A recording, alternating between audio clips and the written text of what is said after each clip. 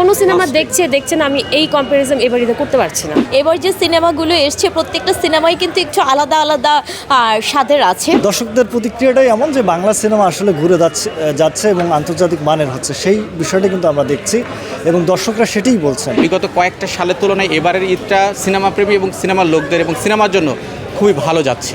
এবছরের বিনোদন পাড়ার পরিবেশটা একেবারে ভদ্র একটা পরিবেশ। দর্শকরা কেউ কিন্তু সিনেমা দেখে কোনোটারই মানে খারাপ হয়েছে এটা বলছে না। তার মানে ঈদ ঘিরে যে ধরনের যে কোয়ালিটি মেনটেন করে সিনেমা আসা দরকার, সেই কোয়ালিটি মেনটেন করেই পরিচালক প্রযোজকেরা আনছেন সিনেমা, এবং সেই সিনেমা দর্শক দারুণভাবে উপভোগ করছেন। হ্যাঁ, হয়তোবা দর্শকদের নিজস্ব পছন্দ থাকে, সেই পছন্দ অনুযায়ী পছন্দের তারকাদের সিনেমা দেখছেন, অথবা পরিবার পরিজন নিয়ে আমি এমনও দেখেছি যেটা খুব পজিটিভ সাইন আমাদের সিনেমা ইন্ডাস্ট্রির জন্য, যে একটা সিনেমা দেখে আবার ওয়েট করছে আরেক সিনেমার জন্য, মানে একসাথে টিকিট কেটে নিয়েছে, সারা দিনের নামে সিনেমা হলে পরিবার নিয়ে ঈদ উদযাপনে এসেছে। আমি যদি শাকিব খানের কথা বলি, যদি আফরান নিশোর কথা বলি, এবং তারা করেছে কি তাদের নিজেদের এক্সপেকটেশন যেটা দর্শক করেছিল সেখান থেকে ছাপিয়ে গিয়েছে এবারের ঈদে, তারা নিজেদেরকে ছাপিয়ে গেছে।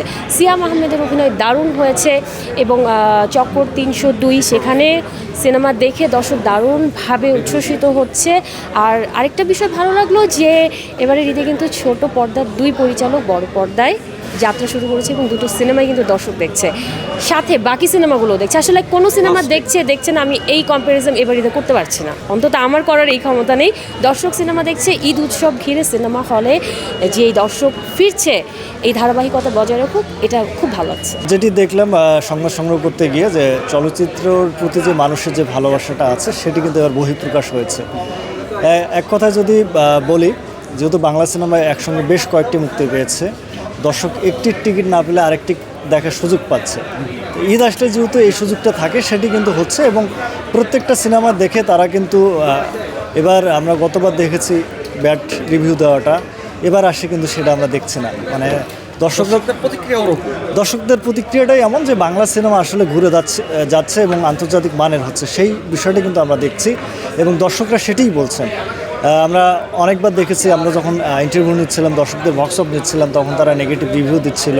গত বছরের কথায়, খুব বেশি দিন আগের কথা না। তো এক বছর ঘুরতে না ঘুরতে এবারের ঈদে এসে কিন্তু সেটি পরিবর্তন হয়েছে।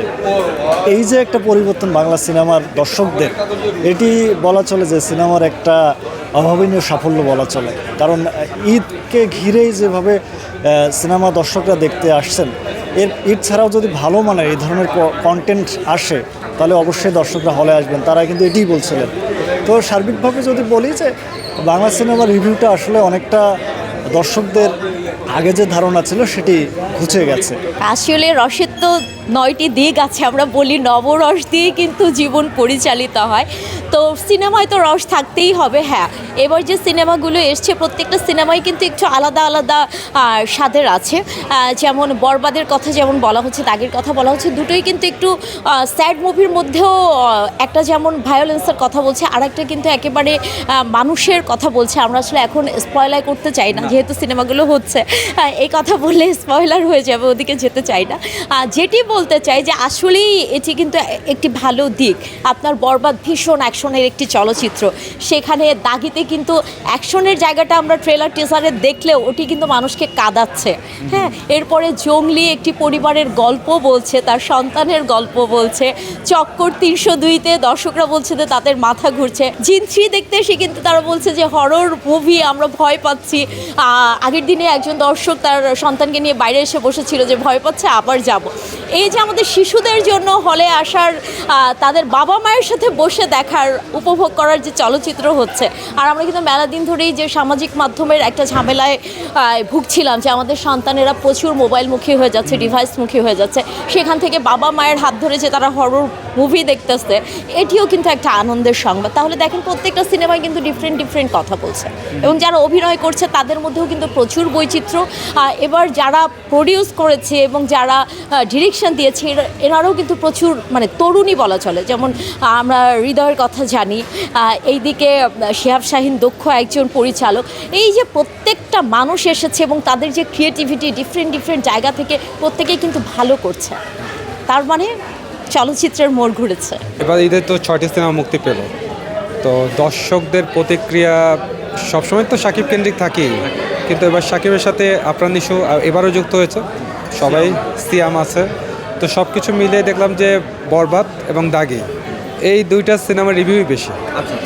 মানে এবার সিনেমা মানেই হচ্ছে দাগি এবং বরবাদ। এটা আমি প্রমোশনাল কথাবার্তা বলতেছি না, আমি যেহেতু সাংবাদিক, আমি যেহেতু তাদের অভিজ্ঞতা থেকে, হ্যাঁ এর মধ্যে কিছু আছে ব্যতিক্রম। জঙ্গলি দেখতে আসছেন কেউ, চক্কর দেখছেন কেউ, যার মোশাররফ করিমের ফ্যান যারা, তারাও সেটা দেখতে আসছেন।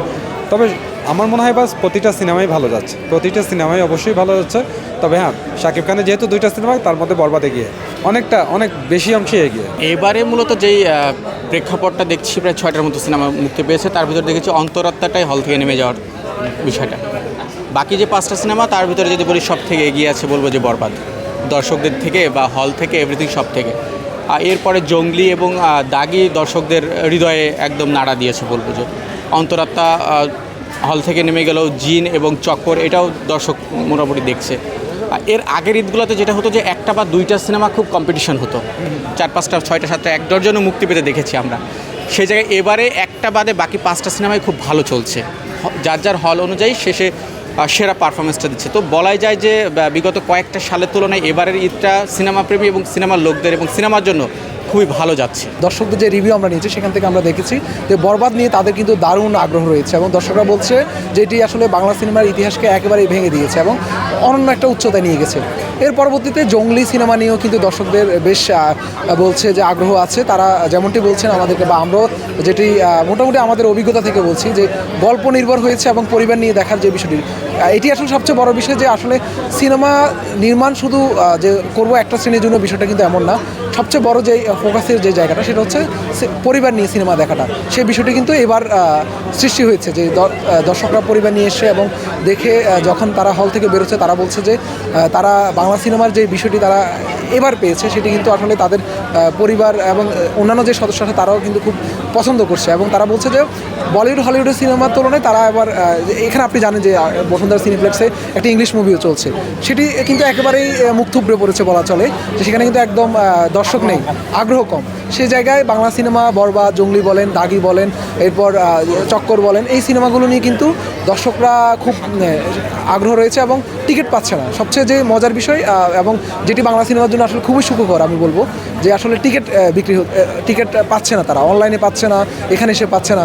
হ্যাঁ, একটা হাহাকার দেখা যাচ্ছে। এটি কিন্তু আসলে একজন বিনোদন সাংবাদিক হিসেবে আমি বলবো এটা কিন্তু অনেক বিশাল একটি পাওয়া। আমি তো আসলে গত কয়েক বছর ধরে ঈদে কাজ করি, ঈদের সিনেমাগুলোতে দেখি, কিন্তু এবার একটু ডিফারেন্ট। একবারে অবাক করার মতো তথ্য হচ্ছে, আপনার কোনো মুভির থেকে কোনো মুভিকেই ছাড় দেওয়া যাচ্ছে না। মানে প্রত্যেকটা মুভি হচ্ছে ভালো রিয়াকশন চলে আসছে। বরবাদ যদি মানে রিভিউ করি, আপনার জঙ্গলি যদি রিভিউ করি, তারপরে হচ্ছে জিনও রিভিউ করি, চক্কর রিভিউ করি, আরেকটা ছিলে দাগি, প্রত্যেকটা মুভির এত ভালো ভালো রিয়াকশন, আমি নিজেই বিপদে পড়ে গেছি যে কোনটা রাখবো। মানে নেগেটিভ, হ্যাঁ মানে নেগেটিভ পজিটিভ আমরা তো কী করি সাধারণত, একটু নেগেটিভ দেই, একটু পজিটিভ দেই, সব মিলাই করি, কিন্তু এখন সবই হচ্ছে পজিটিভ। ওভারঅল যদি বলি, প্রযোজক, পরিচালক, অভিনেতা সবাই হচ্ছে কি বলবো, একটা সুশৃঙ্খলভাবে আছে, কেউ কারো বিরুদ্ধে কোনো কথা বলতেছে না, এবং সাংবাদিকরাও পজিটিভ রিভিউ দিচ্ছে।